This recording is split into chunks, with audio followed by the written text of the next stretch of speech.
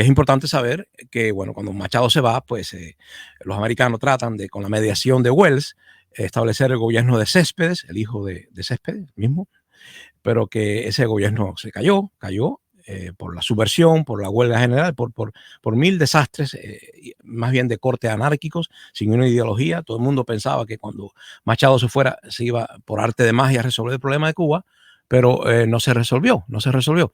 Así que lo que estamos son, tras los gobiernos de Kitty Pong, que fueron 8, ayer lo dije, en 3 años, del 33 al 36, 3 años nada más, tuvimos 8, si no contamos a Federico Ladero Brú, que serían 9 presidentes, 9 presidentes. Algunos duraban horas, otros días, semanas, meses.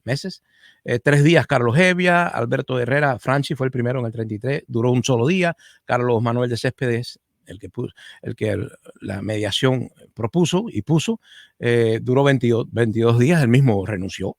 Después viene Grau San Martín, esto es importante porque el Grau, desde el 31, ustedes saben que estaba cerrada la universidad por Machado, y desde el 31, cuando los jóvenes le venía a la mente a alguien para dirigir toda aquella insurrección juvenil estudiantil, pues pensaban en su profesor, Grau San Martín. Así que, bueno, fue fácil cuando se eligió el directorio.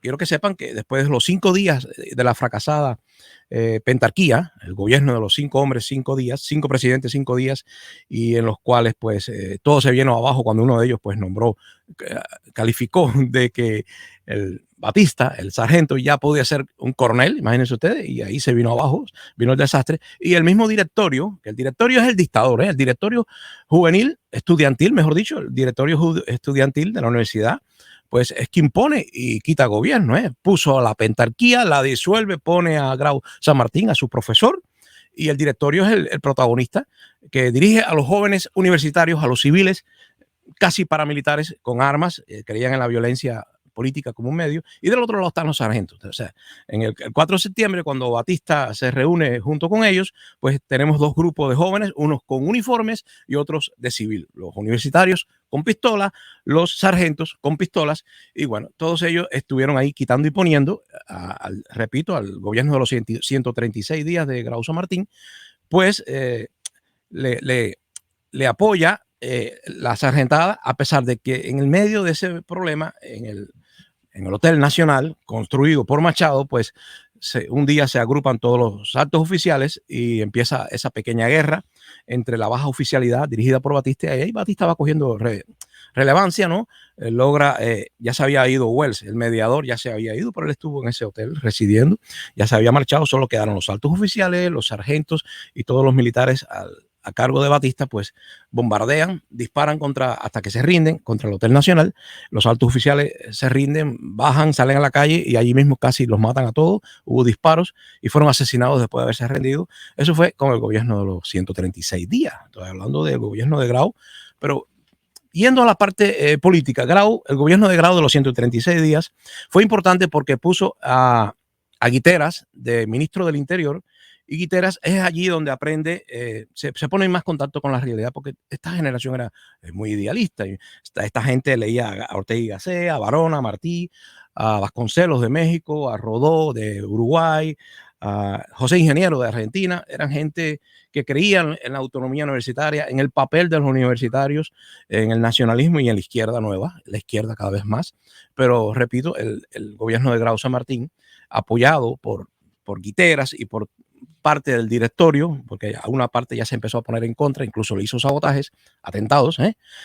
La verdad es que todos tenían ideas krausistas, socialistas, y decían no ser comunistas. Incluso mucha gente ha asegurado que Guitera era comunista. No, Guitera no era comunista. Guitera era un hombre de izquierdas, pero era un nacionalista. Grau San Martín era un nacionalista. Todos ellos eran nacionalistas, y la verdad es que Batista, sabiendo eso, pues hace una caricatura del nacionalismo y apoya a Mendieta. Por eso que Mendieta llega al poder, Carlos Mendieta, del 34 al 35, que finalmente renuncia, pero Carlos Mendieta tenía un partido político con el cual gana frente a los adversarios, y su partido se llama Unión Nacionalista, pero es una caricatura. El verdadero nacionalismo, no reconocido por Estados Unidos, por supuesto, fue el de Grau San Martín, y por eso duró solo 136 días. Estoy tratando de resumir todo. Vamos a Miguel Mariano Gómez, que era el hijo de José Miguel Gómez, y que era, el hombre que había sido por primera vez, tuvo una administración muy buena en la alcaldía de La Habana, aquella alcaldía que Machado disolvió, pues realmente él fue el elegido, pero 7 meses más tarde se le hace un impeachment porque se le ocurrió pues hacer una mayor autonomía del sistema judicial. Se le ocurrió que los presos políticos podían regresar, muchos regresaron, perdón, presos políticos no, exiliados regresaron, y él pues a través de toda esa reforma puso en peligro una de las más importantes, que era la del Consejo corporativo para la salud, para la educación y para la beneficencia, que era, ustedes saben, que un sistema de gobierno paralelo casi fascista. Recuerden que está el fascismo en Europa en esos momentos, con el cual Batista pretende sacar 9 centavos por cada saco de azúcar que se exporte. Pretende sacar 9 centavos para financiar ese proyecto, que no es nada más que un modelo económico de gobierno paralelo. Aparte que ya tenía las Fuerzas Armadas, pues Batista, todos esos años, hasta la Constitución del 40, cuando él ya entra como civil y empieza a respetar más las cosas, pues creo que no lo creo yo, lo cree todo el mundo, que Batista era realmente quien mandaba. Aquí manda el presidente, aquí gobierna el presidente, pero el que manda es el que está al frente, se decía. Yo voy a leer un pequeño fragmento de Herminio, este historiador cubano que murió en el exilio, sobre este momento en el 36, cuando ya, o sea, José Miguel Gómez es destituido, se le hace un impeachment, Batista logra manejar el Congreso y el Congreso lo echa a José Miguel Gómez con todo el apoyo del pueblo, y aún así lo echaron. Tuvo 7 meses nada más, y quien lo sustituye es su vicepresidente, Federico Laredo Bru. Ahora voy para Laredo Bru, del 36 al 40. Es muy importante porque bajo él se hace la convocatoria ya para la constitución de que tanto se habla, la del 40. Y en esta etapa es cuando se hace fuerte la alianza entre Batista y los comunistas cubanos, el Partido Comunista Cubano, para sorpresa de la derecha, porque la derecha esperaba que la izquierda pues estuviese representada por esos estudiantes revoltosos y armados de la universidad que reclamaban autonomía. No esperaban que Batista, el militar, amigo de los Estados Unidos o buscando siempre la simpatía y el apoyo de Estados Unidos, fuese a acercarse a la izquierda. Pero Cárdenas en México, otras influencias de la izquierda y oportunismo de Batista hicieron que se inclinara un poco más a la izquierda. Y aquí voy a leerles el fragmento que habla sobre ese poder que la izquierda, o mejor dicho, el Partido Comunista logra con Batista en esos días, en el 38. Batista trató, dice él, cito a Herminio, trató de justificar su pacto con el Partido Comunista de Cuba, hizo un pacto en el 38, al decir en uno de sus libros de autodefensa que había llegado a un acuerdo porque el presidente Roosevelt había estrechado la mano de Stalin en la lucha contra los nazis. O sea, hay que ser amigo de la Unión Soviética porque todos estamos contra los nazis, contra Hitler. Ese es el problema, que desde el 33 ya Hitler había ganado el apoyo del pueblo alemán, y por allá estaba Mussolini, por eso mucha gente se hizo ilusiones desde la derecha conservadora de que Batista era el hombre duro que iba a guiar a Cuba hacia algo parecido a lo que estaba haciendo pues ya en España Franco, un militar, que querían que hiciera eso, pero Batista no hizo eso. Batista más bien se acerca a los comunistas, se acerca al modelo de Cárdenas en México, y por eso dice, en uno de los libros, dice que era el presidente, porque el presidente, ¿por qué lo hace? Justificándose, porque el presidente Roosevelt había estrechado la mano de Stalin en la lucha contra los nazis. Su cronología, sin embargo, estaba tan equivocada como su razonamiento, porque su pacto con los comunistas se concertó en el 38 y los Estados Unidos no fueron a la guerra contra los nazis y en apoyo de Stalin hasta el 41. O sea, es un poco adelantado. Nuestro hombre en La Habana, el dictador militar, a quien Wells y Caffrey habían escogido para que gobernase a Cuba, comenzaba la obra de abrir el camino para que el comunismo internacional se quedase en Cuba y para que Batista tuviese que huir y refugiarse en el extranjero 20 años más tarde. Fue con el apoyo político y económico de Batista que los comunistas cubanos comenzaron la publicación de su diario de propaganda. Hoy, o sea, actualmente se llama Granma, el periódico de los comunistas, pero en esa época se llamaba Hoy. En mayo del 38, ya con el apoyo de Batista, abre el periódico y se dirige entonces por Aníbal Escalante durante varios años, que se dedicó a cantar alabanzas de Batista, aunque en tiempo más reciente cambió de política editorial para criticar a Batista y elogiar a Castro. Este libro es viejo. A los comunistas cubanos se les ayudó económicamente para que tuviesen su propia cadena nacional de radiodifusión. Esto es importante. Batista trata de darle dinero a los comunistas para que existan y tengan su medio de propaganda.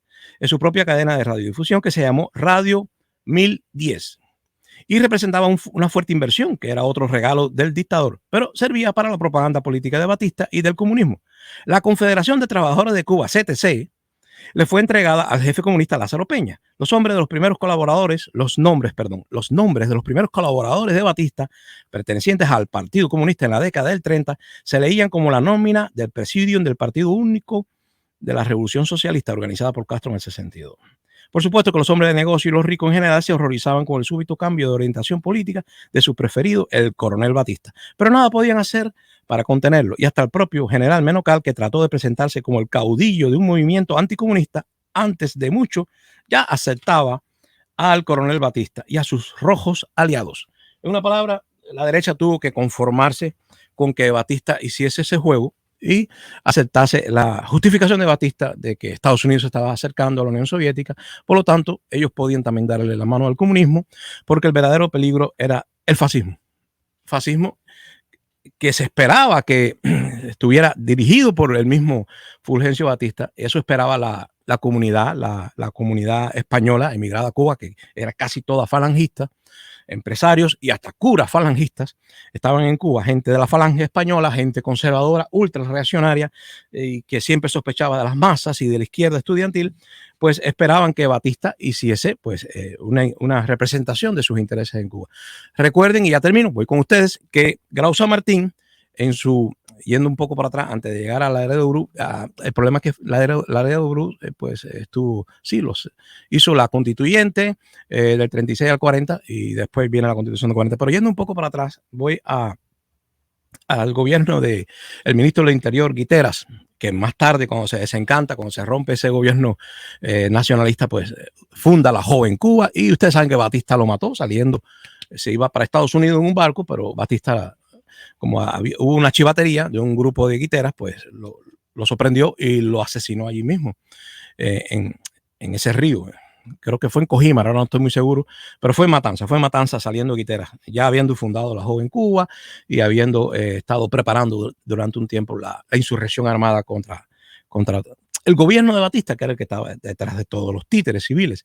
Pues, pero yendo para atrás a Grau San Martín, quiero recordar que Grau puso no solamente la jornada de 8 horas, sino trató de expulsar a todos los no nacionales, o sea, los que no tenían papeles en regla y que trabajaban en la industria azucarera. Esto produjo trastornos, y que Estados Unidos no reconoce a Grau en su gobierno de los 136 días por una de las grandes razones que tenía Estados Unidos, era que Grau había usurpado el poder en 2 grandes centrales azucareros que tenían problemas laborales, y él lo había tomado, y había tomado también demasiada injerencia dentro del sistema eléctrico cubano, que fue creado en la forma que estaba por Machado y sus amigos. Pues él había ocupado ese lugar, las 8 horas de trabajo, el 50% del dinero de cada empresa tenía que ir destinado a salario de cubanos. O sea, los obreros cubanos tenían el derecho no solo a tener el 50% de los puestos de trabajo en cualquier empresa privada, sino que tenían que cada empresa en Cuba tenía que destinar el 50% de sus pagos a cubanos. O sea, obviamente el pueblo de Cuba le gustó mucho el gobierno izquierdista, nacionalista, pero no comunista, de Guiteras y de Grau, pero Estados Unidos no lo reconoció. Por eso que duró 136 días. Esto es importante porque después vemos cómo con la alianza del comunismo internacional, de la Unión Soviética, en una palabra, Batista empieza a acercarse, incluso logra el mandato cuando se estrena la Constitución del 40.